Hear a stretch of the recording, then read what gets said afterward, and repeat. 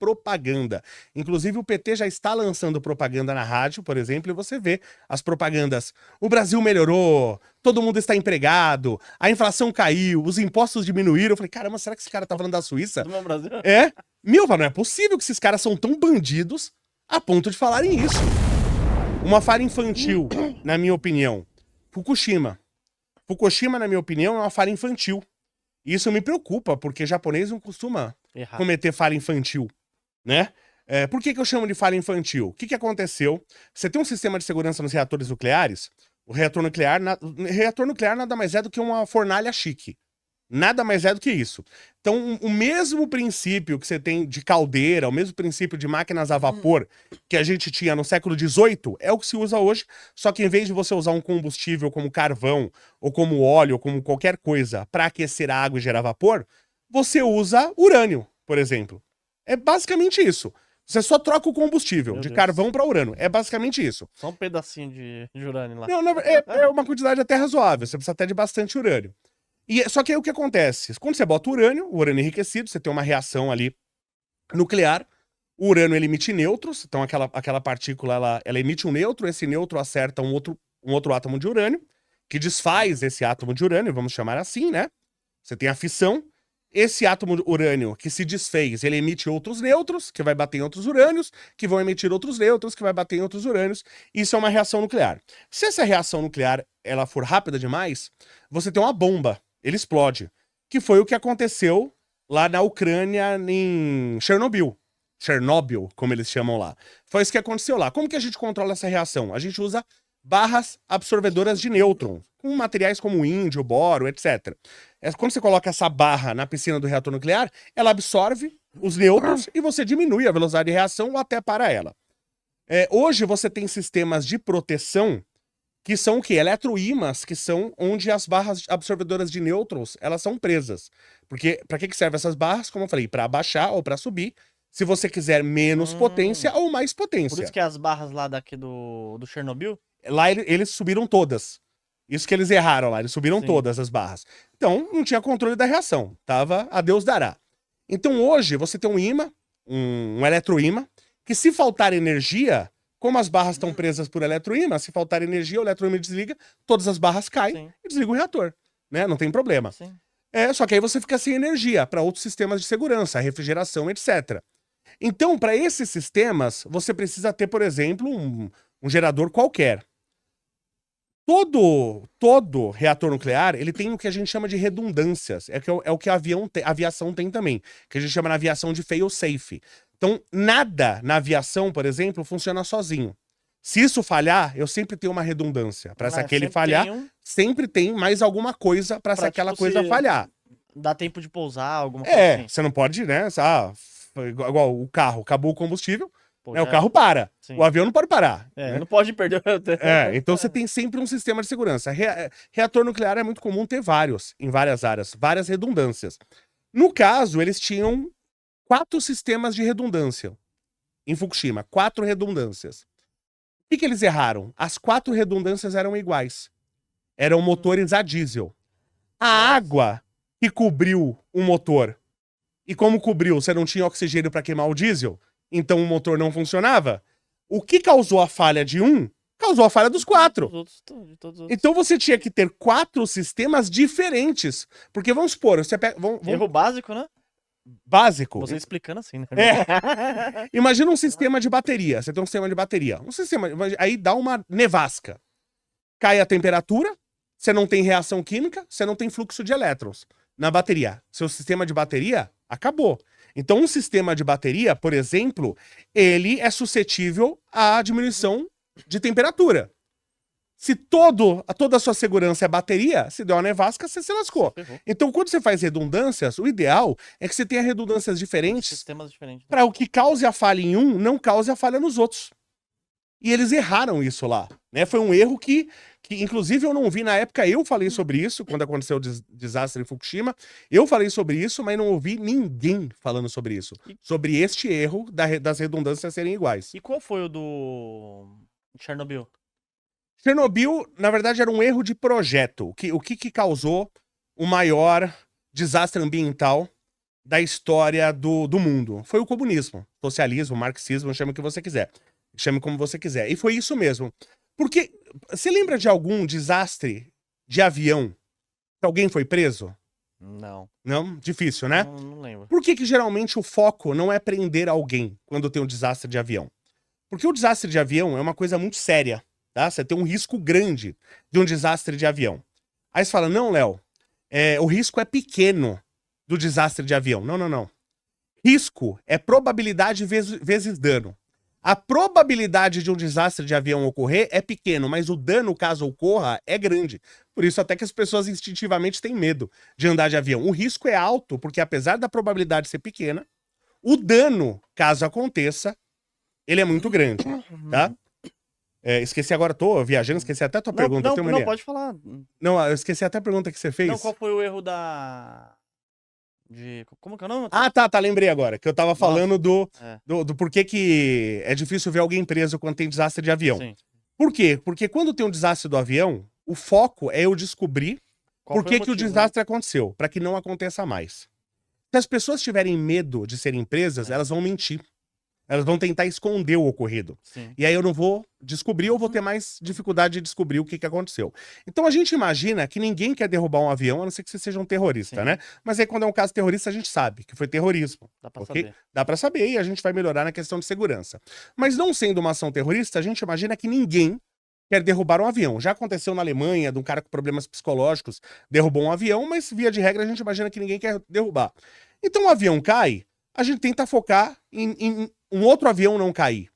É esse o foco, tá? Num sistema socialista, comunista, marxista, chame como você quiser, é diferente. Você sempre tem a propaganda, que é uma das coisas mais importantes no regime de esquerda. A propaganda. Inclusive, o PT já está lançando propaganda na rádio, por exemplo, e você vê as propagandas. O Brasil melhorou, todo mundo está empregado, a inflação caiu, os impostos diminuíram. Eu falei, caramba, será que esse cara tá falando da Suíça? Do meu Brasil? Não é possível que esses caras são tão bandidos a ponto de falarem isso. E já tem essa propaganda. Toda vez que a gente sai aqui do podcast, muitas vezes à noite, tá passando aquela propaganda lá. É a Voz do Brasil. E fala, foram criados 1000 empregos e não sei do que. Aí você vê e fala, nossa, tá voando, o Brasil tá bom pra caramba, hein? Uma das coisas mais importantes em regimes de esquerda é a propaganda. Por isso Joseph Goebbels, no regime nazista, por isso levaram as Olimpíadas para a Alemanha. Porque é uma das coisas mais importantes.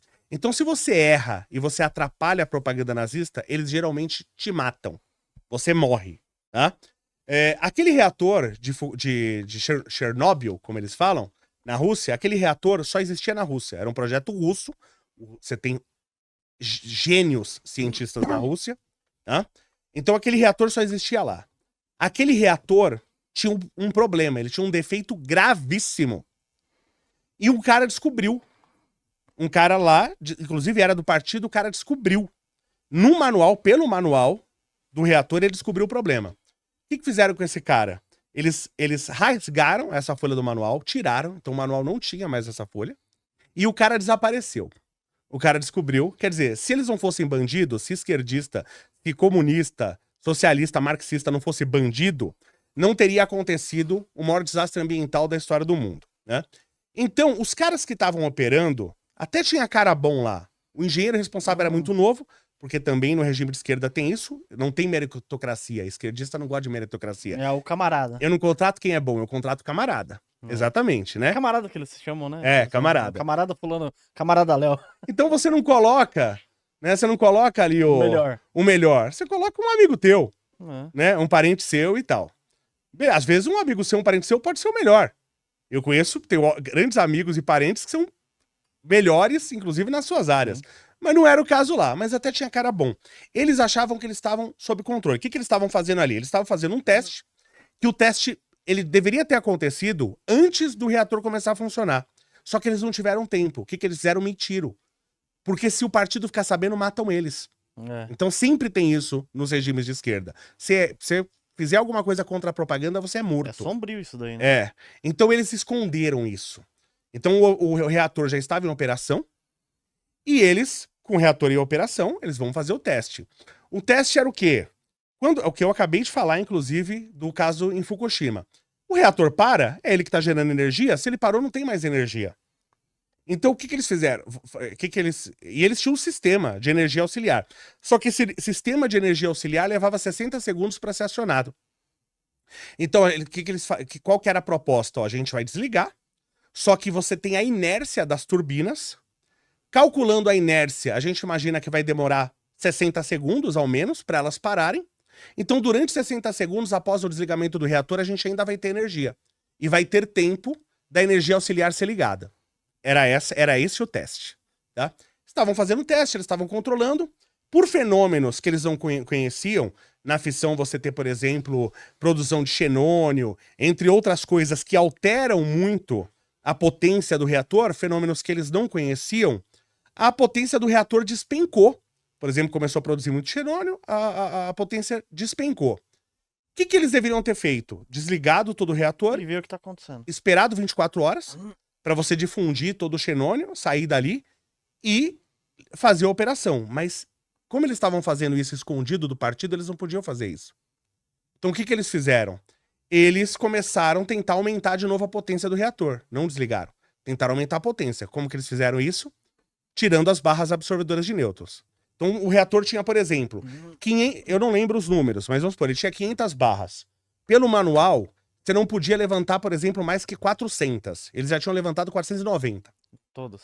Praticamente todas. Só que eles tinham um trunfo na manga. Que era um botão que, se você apertasse, Ele descia todas as barras. Na hora. Então, na cabeça deles lá, tava sob controle. Tá, de boa. Né? Porque ó, se der algum problema, a gente aperta o botão e acabou. Só que o que eles não sabiam, que é o que foi removido do manual, todas as barras absorvedoras, e eu nunca descobri o porquê disso, já procurei, inclusive, em textos russos. Você lê russo? Não, não leio, mas o Google lê. Já procurei em textos russos, eu não descobri até hoje porque fizeram isso. As barras absorvedoras de nêutron, que serve para você tirar nêutron, ela tinha a ponta de grafite. O grafite, ele transforma o tipo de nêutron. O nêutron que você tem lá, ele aumenta a seção de choque do nêutron. Né? Então, se aumenta... Quando o nêutron tem contato com grafite, ele tem absurdamente mais chance de acertar um outro átomo. Então, a barra, que era para diminuir a potência, ela tinha a ponta de grafite que aumenta a potência. Então, na hora que eles perderam o controle, que a potência estava lá em cima e eles apertaram o botão, Ixi, e as barras caíram, o que pegou primeiro na água? As pontas de grafite. Quando as pontas de grafite caíram todas ao mesmo tempo, a seção de choque dos nêutrons foi lá para a Lua e o reator explodiu. Nossa. Que aí foi que deu aquele boom. Né? Isso. Porque na hora foi... Pum. Boom. Se não fosse um regime comunista, socialista, marxista, isso nunca teria acontecido. Isso nunca teria acontecido.